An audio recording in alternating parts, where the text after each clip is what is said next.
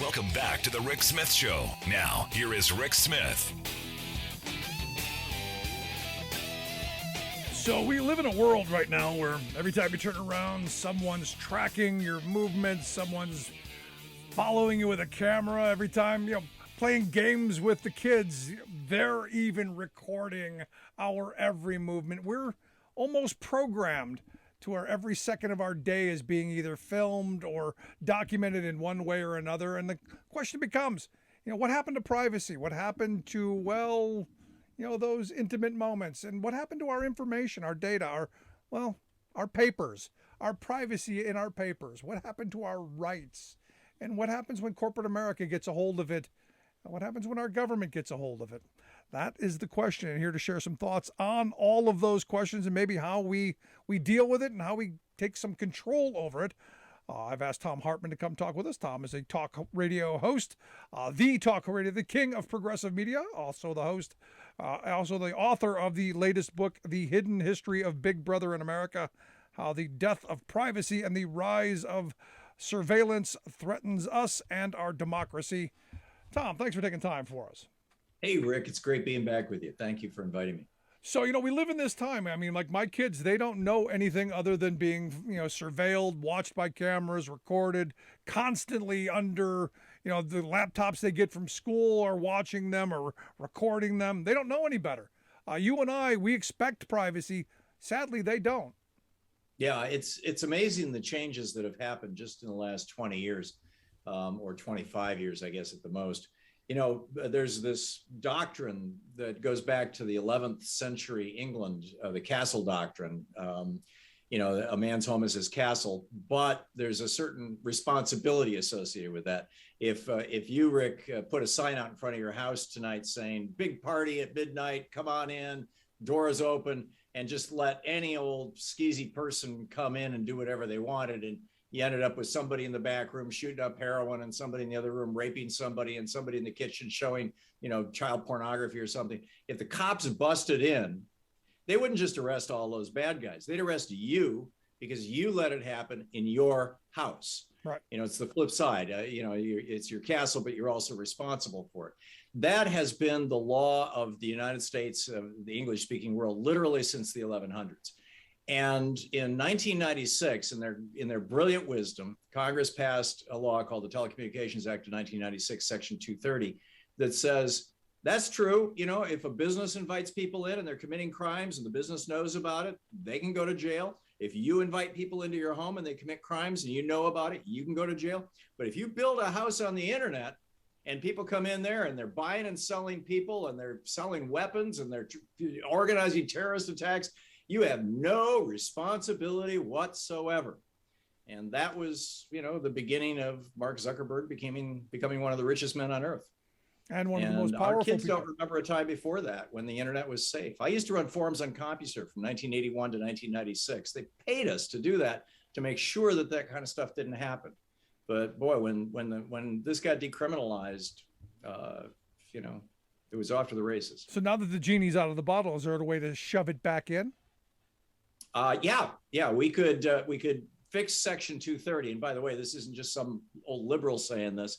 The other guy who wrote a book about this, which is actually a pretty good book, although the last half of it is about how liberals want to destroy the world, is Josh Hawley, the guy the senator from Missouri who wants to be president.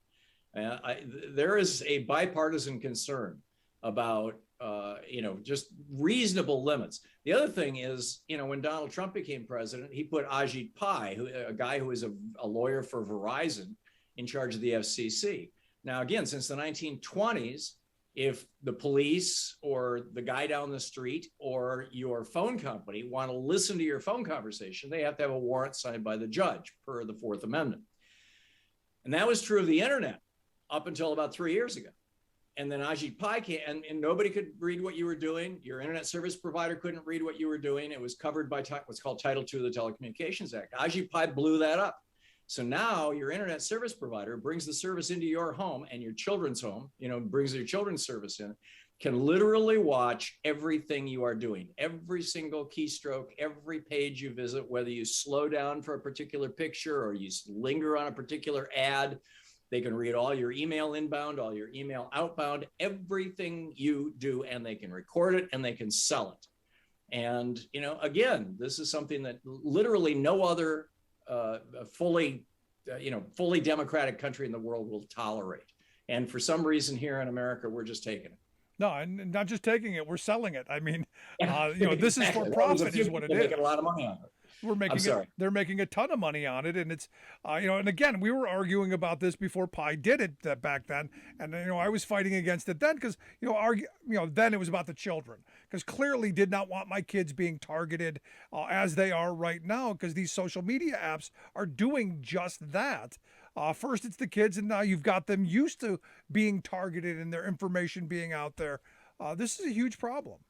It really is. It really is. And it's the result of, big tech throwing around big money in Washington, D.C., because 5 conservatives on the Supreme Court said that they didn't think that they didn't think political bribery was a thing anymore. It's now called free speech. And no matter how much money billionaires throw into the pockets of politicians, or big corporations for that matter, because they also said, hey, corporations are people, my friend. It's possible to buy politicians, and thus you get these outrages like Section 230 and the end of net neutrality. And now what you end up having also is, the fact that you've brainwashed an entire generation by feeding them the outrage candy that they've so desperately wanted from 2016 forward. With, every time, I have friends who, they're addicted to Facebook, they're addicted to Instagram, and they're constantly fed, their specific slice of insanity, whatever that is. And their biases are confirmed at every moment of every day by the most vile, outrageous stuff possible. And you wonder why we're in the position we are politically.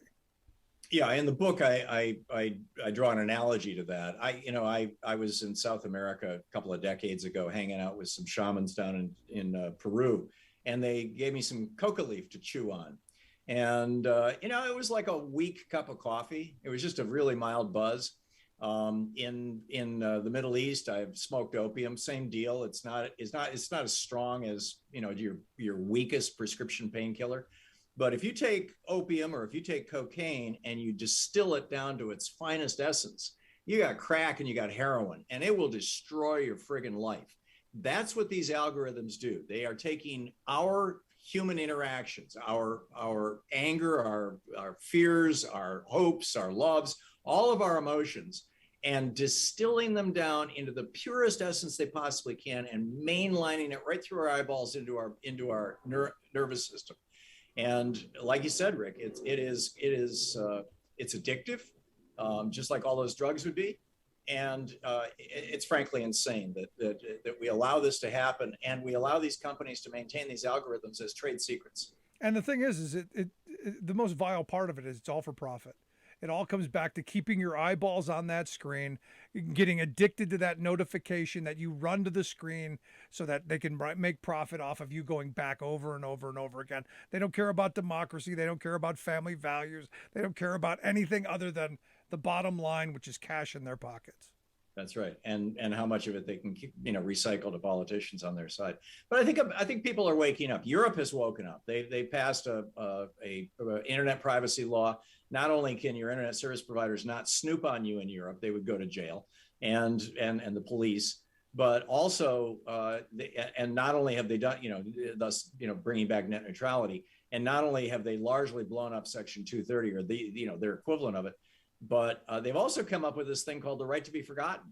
If you can now, if you're a European citizen, you can send a note to any of the search engine companies and say, this particular link that comes up when my name gets searched, I don't want that link to be in your search results anymore. And they have to take it out. And that came out of a lawsuit back about 10 years ago from a Spanish guy who had a very, very low internet profile, and discovered when he Googled himself that the only thing on the internet about him was a 1998 bankruptcy that he'd had. And it was like, he didn't realize that employers and landlords, he couldn't figure out why he was being treated so badly. They were Googling him and figuring he was a deadbeat. So he sued. Google laughed at him.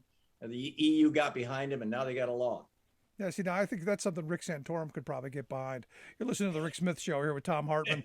Tom's a progressive radio host, the king of progressive media, also the author of the book, The Hidden History of Big Brother in America, How the Death of Privacy and the Rise of Surveillance Threatens Us and Our Democracy. So how do we fight back? I mean, most of us think, hey, you can't fight City Hall, these big corporations, these huge tech companies have so much money, so much power and influence. They're spending, millions of dollars on lobbyists. What does a little guy like me, what's a little guy like our listeners do? Well, at the largest and most structural level, we all need to be lobbying aggressively and working with politicians who support breaking up monopolies. It's not only insane; it's against the law. A law that was signed in 1891.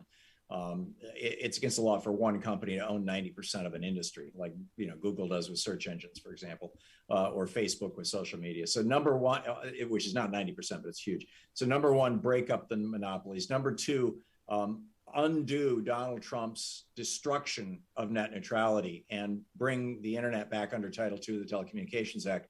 So if somebody wants to spy on you, they have to get a warrant. Number three,